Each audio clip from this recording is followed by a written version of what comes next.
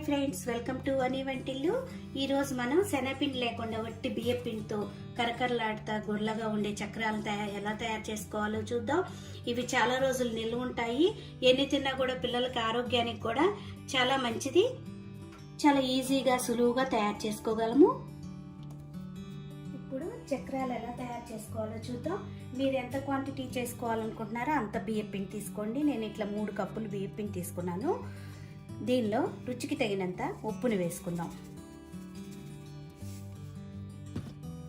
వాము 1 table spoon వాముని ఇట్లా చేతిలో కొద్దిగా నలిపేసి వేసుకోండి. ఫ్లేవర్ అనేది బయటకు వచ్చి మనకి చక్రాలు చాలా బాగుంటాయి. ఇలా నలిపేసి వాముని వేసుకోండి. మీ స్పైస్ని బట్టి కారం వేసుకోండి. చిల్లీ పౌడరు నేను ఇట్లా 1 టీ స్పూన్ చిల్లీ పౌడర్ వేసుకున్నాను. నువ్వులు 2 టేబుల్ స్పూన్లు నువ్వులు వేస్తున్నాను. ఇప్పుడు మొత్తం ఒకసారి మిక్స్ చేసుకోవాలి. పిండినంతా కూడా ఒకసారి మిక్స్ చేసుకోండి.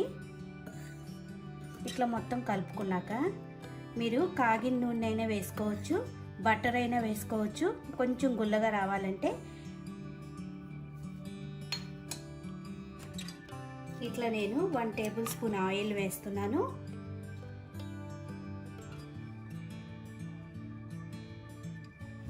ఇప్పుడు ఆయిల్ పిండికి పట్టేలా ఒక్కసారి కలుపుకోండి.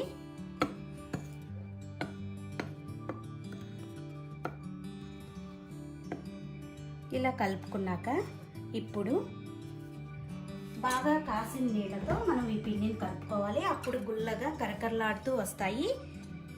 మనం ఇప్పుడు కాసుకున్న నీళ్ళు ఈ బాగా వేడి నీళ్ళండి. చేత్తో కలిపితే చేయి కాలుతుంది. అందుకని వేడి నీళ్ళని స్పూన్తో గెరిటితో కానీ ఇలా కొద్ది కొద్దిగా పోసుకుంటూ గట్టి ముద్దలాగా కలుపుకోండి.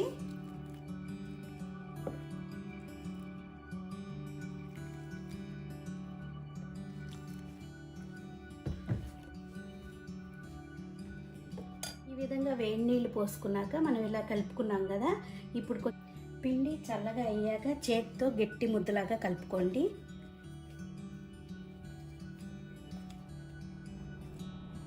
ఈ విధంగా కలుపుకున్నాం కదా. ఇప్పుడు మనం గిద్దల్లో పెట్టుకోవాలి కాబట్టి వీటిని గిద్దలకు సరిపడా అంత సైజు ఉండల్ని మనం చేసుకున్నాం అనుకోండి.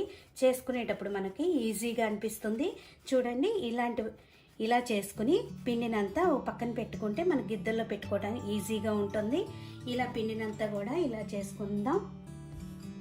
ఇలా రెడీ అయిన పిండిని ఇప్పుడు మనం ఒత్తుకునే మౌల్ తీసుకోండి. చక్రాలు ఒత్తుకునే ఈ మౌల్లో ఈ పిండిని పెట్టుకుందాం. ఈ విధంగా ఒక్కొక్క ఉండని మనం ఈ విధంగా పెట్టుకుని టైట్ చేసేసుకుని ఒత్తుకోవాలి. స్టవ్ ఆన్ చేసుకుని డీప్ ఫ్రైకి కావాల్సినంత ఆయిల్ పెట్టుకోండి. ఆయిల్ వేడయ్యాక మనం ఇప్పుడు ఈ చక్రాల్ని ఇలా నూనెలో ఒత్తుకోవాలి.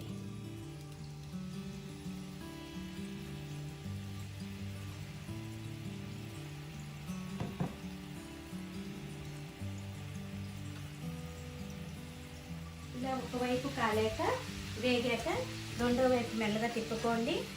2 వైపులా కూడా ఎర్రగా వేయించుకోవాలి.